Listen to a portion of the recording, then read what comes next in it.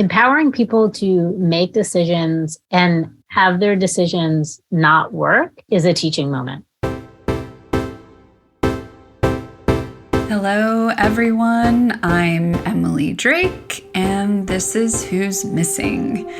Are you missing an architect in your community? I know there's so many different types of architects now, but how about someone who builds plans that become buildings and maybe even plans her own home renovations? As someone who's living in a home now, not an apartment, not a condo, but like a home, I know there's a lot that can happen inside a structure. And so today we have a very fun, down-to-earth guest on, Elyse Agnello.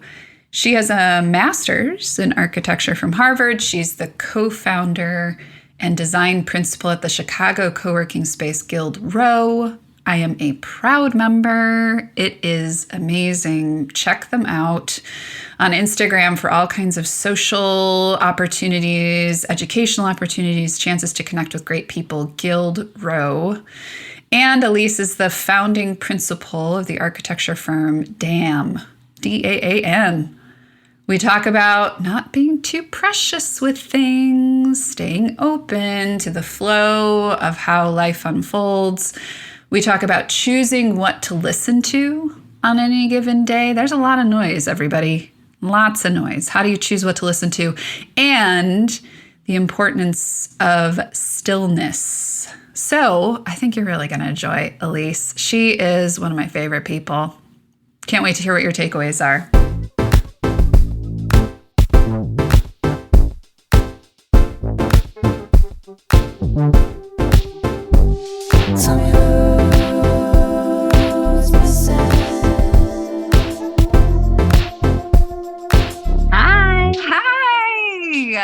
You are with your microphone and like sound booth setup.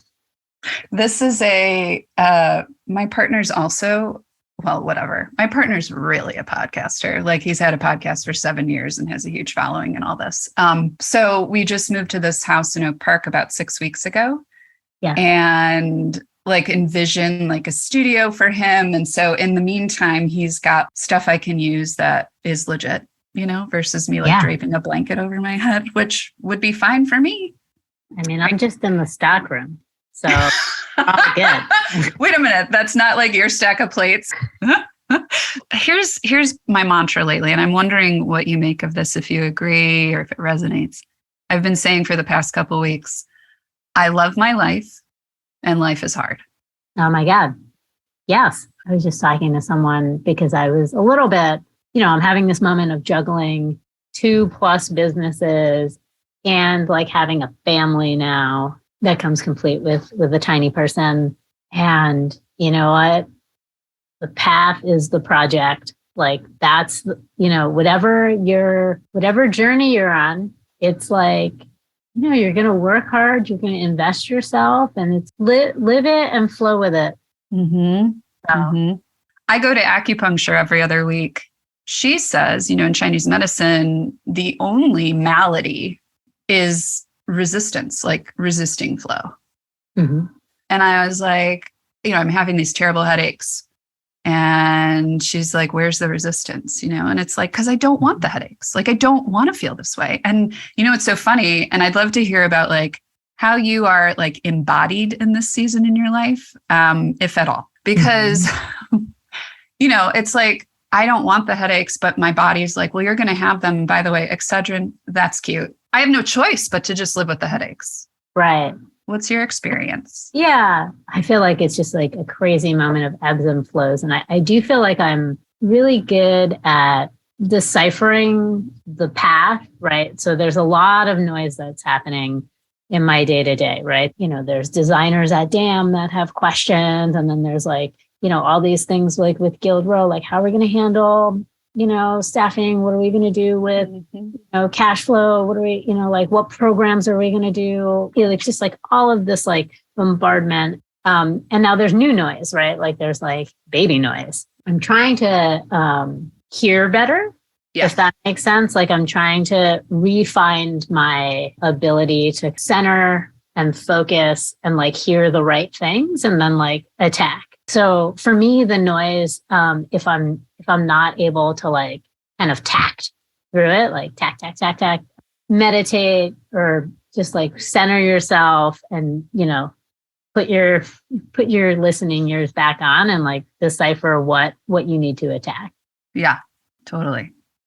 I was talking to someone recently about self-love. And I'm sort of interested in this, like, what do you do to love yourself every day? Because one of the things I'm noticing, and let me know if this tracks for you.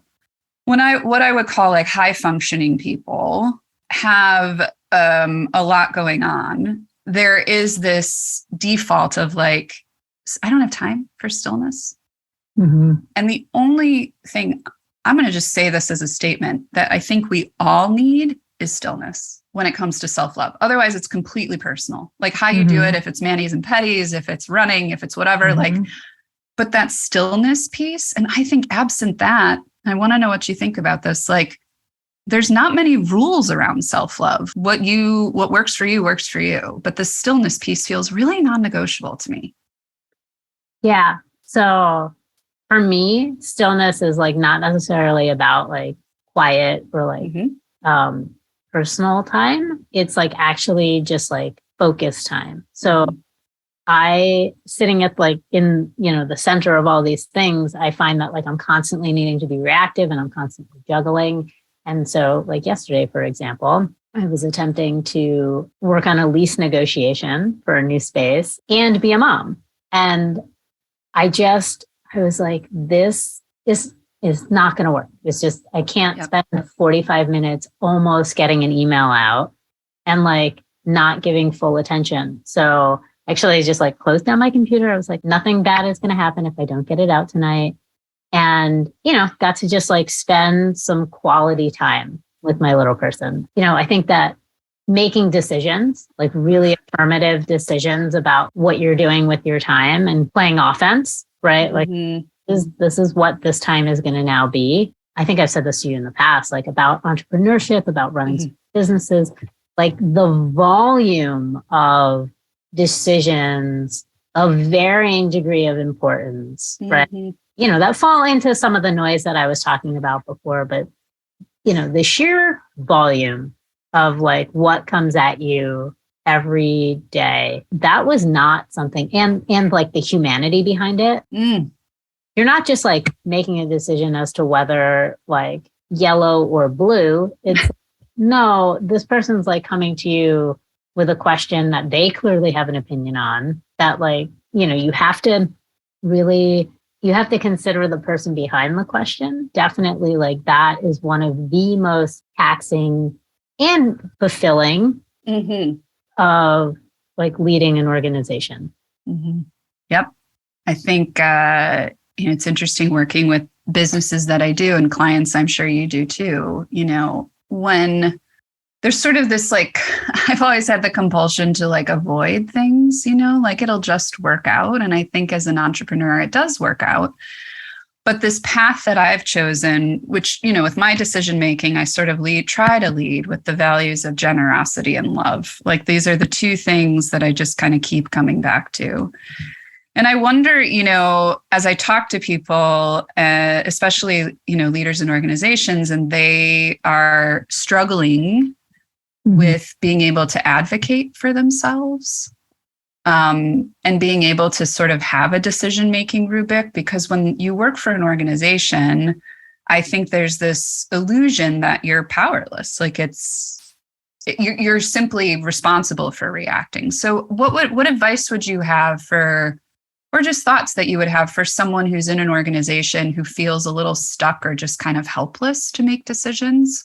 Like that feeling, I can actually go back to feeling that feeling. It feels impossible, and sometimes things are impossible. What do you make of that? So there's two things there that I would share on the topic. I would say one, empowering people to make decisions and have their decisions not work is a teaching moment. So I think we've been really good about doing that at Guild Row, where I'm more about like mentoring and teaching through example. and like direct support. My partner, Mike, is more like throw him in the fire, coach him up, tell him how to like win the game and, go from there. So those are two different approaches that like we take regularly. Both actually require that there's a certain degree of tolerance for error. Don't be too precious. Like work hard, do good in the world, and like lean into your capacity to make a beautiful thing and understand that like the forces of reality are going to make that thing not pure, right? Such thing as like a perfect decision. They're only decisions. No. Yeah. It's empowering folks to feel like they can make a decision that moves the needle, even if just a little bit, and feel like they're doing the organization a service. I think that's super important.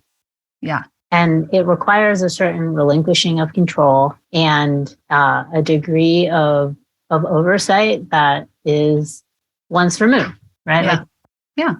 I think that makes sense because I think you're working with adults, right? Most of the time, yeah. Most of the time. And then most of the people, most of the time. Right. I know. David Brooks writes about this a lot, like the return to sort of putting down roots somewhere, and Guild Row comes to mind as a manifestation literally of like a place. And we've talked about this, creating places for people to root down and like build community and have those relationships. And you've talked a lot about, wanting spaces to be very people focused. I mean, leading with people first. I'm just thinking back to you growing up in New Jersey and being like, is any of this, do you think like where you've arrived today? I have two questions. A surprise to your family? Is anything surprising? And then do you send them the clips and the news stories of what you've done and how do they react? I am very close with my family. So my folks are actually coming out in a couple weeks, which is exciting. But it was a surprise for them after grad school that I didn't move to New York. They were of the mindset, you go to the top school for architecture. We live 25 minutes from like, what could be conceived of as the architectural capital of the world. Yeah. And I'm sorry, you're doing what now? Kind of you're going where, why? Yeah. But,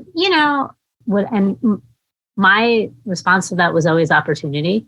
The opportunities that I would have had in New York look very different from the opportunities that I was able to create, cultivate, seize here.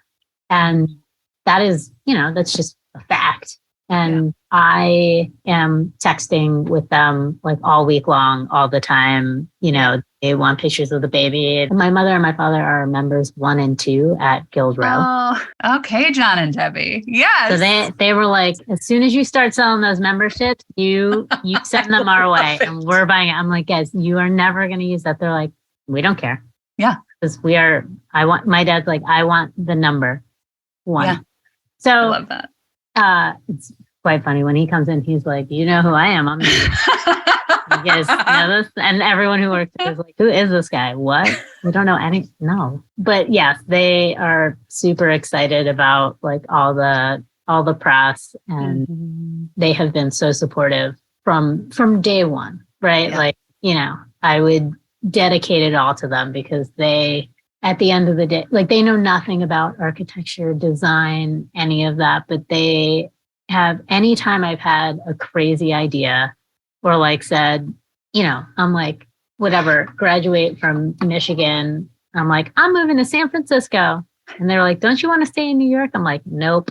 But, I would be a totally different person if I didn't do these things. I'm just like, it's chronic. It is just, I can't help myself. I see this thing. I've identified that this is a good idea. Most people would deem this an insane person's idea. And, I think I'm going to do it. Yeah. I wonder too, I am imagining you sort of moving from place to place and sort of like bringing people into your life and what you're creating. And it occurs to me that maybe you can be risky because you have nets all over to catch you, right? 100%. I say this all the time. It's all about the people, really. I feel like I am the richest person in the world. I think this is something I'm taking with me today. Love is compounding. Like there's not a finite amount of it anyway. So we just regenerate it over and over again. So your philosophy resonates really strongly with me personally, but I think it'll resonate with a lot of other people too. As we wrap up, Elyse, you've mentioned already Guild Row and DAM. Is there anything that you feel like you want to surface and level up for listeners from your world? Just this thing of preciousness. Work real hard, love what you do, and just don't be too precious. It'll set you back. Yeah, amen. It's so hard as an architect. Literally, oftentimes your value add. Right. I'm like, don't worry. It's going to be great. Also, I'm not going to be too precious about your project. I love it. That's a great note to end on. Don't be too precious. Thank you Absolutely. for giving us some time today in the storeroom, stockroom. I wish you the best. I really appreciate you. Well, I am honored to have been your guest. Yay. It was a nice respite from the day, and it gave me an excellent opportunity to review inventory. All right. Good grief. Elyse is such a powerhouse of wisdom, and I think she purveys possibility so eloquently. It was such a pleasure talking to her. Here are my 3 takeaways. It's up to you.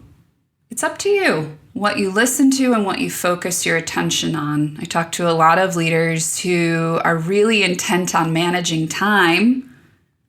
And I think our invitation from myself and from Elyse is manage your focus.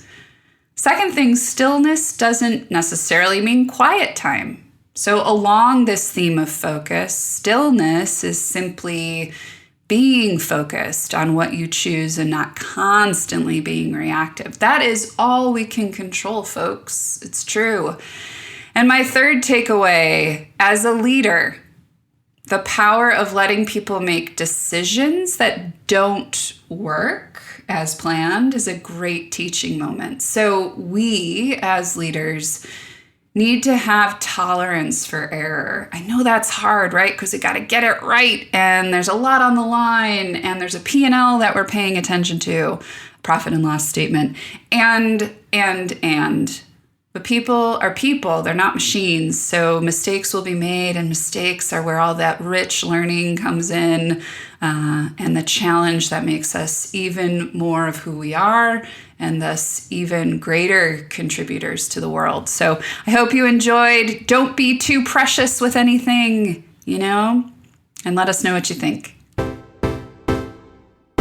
You heard Elyse mention this in our conversation, but I want to invite you to check out the Light Collective. That's LYTE collective.org. We love a good collective over here. And in particular, check out the Light Lounge, LYTE Lounge. It's a community center that the Light Collective has just debuted for young people impacted by poverty and homelessness, where Light will provide holistic support. And if you don't know about the Light Collective and their mission, it's really to serve young adults impacted by poverty and homelessness here in Chicago. They're in Greater Grand Crossing. They've been doing this work for years and doing it well, and doing it in partnership with incredible people like Elyse, to make homes possible for people who are experiencing homelessness. And so really encourage you to check out Light Collective. If you want to follow them on social media, they're over on IG, where we are too, right? At LYTE Collective.